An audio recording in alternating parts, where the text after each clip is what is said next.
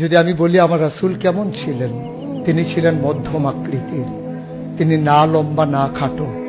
তিনি কখনো বা যখন হাজারো মানুষের সামনে দাঁড়াতেন, বিদায় হজের সময়ে 1,40,000 সাহাবা যখন ময়দানে, তিনি যখন আস্তে করে উঠে দাঁড়ালেন, ওনার চাইতে অনেক লম্বা লম্বা মানুষ থাকার পরেও অবাক বিশ্বে সবাই তাকিয়ে দেখলো সবার উপর দিয়ে যে মানুষটির মাথা মুবারক দেখা যায়, তিনি নবী মুহাম্মদুর রাসূলুল্লাহ সাল্লাল্লাহু আলাইহি ওয়াসাল্লাম।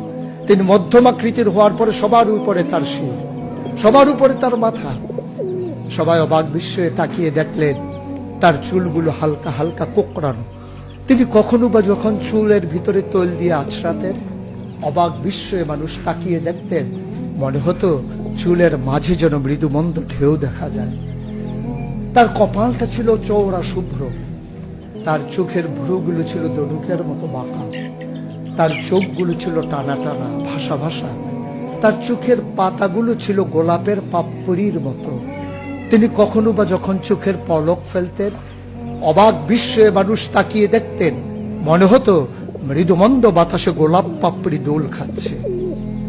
তার চোখের সাদা অংশ ছিল রক্তিমাভ সাদা, কালো অংশ ছিল তার কৃষ্ণ কালো। তার ঠোঁটগুলো ছিল গোলাপি রঙের, তার নাকটা ছিল খাড়া, ছিদ্রগুলো ছিল ছোট ছোট, নাকের নিচে ঠোঁটের উপরে ছিল চিকন সরু গোঁফ। তিনি কখনো বা যখন মুচকি হাসতেন, তার গোলাপি রঙের ঠোঁট দুটো যখন একটু ফাঁক হয়ে যেত আর দাঁতগুলো যখন বের হয়ে যেত, মানুষ অবাক বিস্ময়ে খুঁজত কোথাও যেন বিজলি চমকিয়েছে। তিনি যখন প্রচন্ড গরমের মাঝে ঘেমে সিক্ত হতেন, কপালে তার মুক্তার দানার মতো ঘাম জমে যেত। তিনি যখন দৌড়ে দৌড়ে তার বিবিদের ঘরে যেতেন, আমাদের মায়েদের ঘরে, আল্লাহ রাসূল সাল্লাল্লাহু আলাইহি সাল্লাম ঘরে ঢোকার পরে মায়েরা দেখতেন কপালের মাঝে মুক্তার দানার মতো বিন্দু বিন্দু ঘাম জমে আছে। মায়েরা বলতেন, গুস্তাখি মাফ কর দিজিয়ে, বেয়াদবি মাফ করবেন, আপনি চুপটি করে একটু বসুন। নবীকে বসিয়ে ওরা ছোট্ট শিশি খুঁজে বের করতেন, অতি যত্নে পরম আদরে তার কপালের ঘামগুলো তারা শিশির ভিতরে ভরে মুখ বন্ধ করে রেখে দিতেন। ঈদ যখন আসতো, বিয়ে যখন হতো, জমানো ঘাম তারা আতর হিসেবে ব্যবহার করতেন। এ নবী তো সে নবী, হেঁটে গেছেন 1 মাস আগে রাত পথ ধরে, যাওয়ার পরে তিনি তো চলেই গেছেন।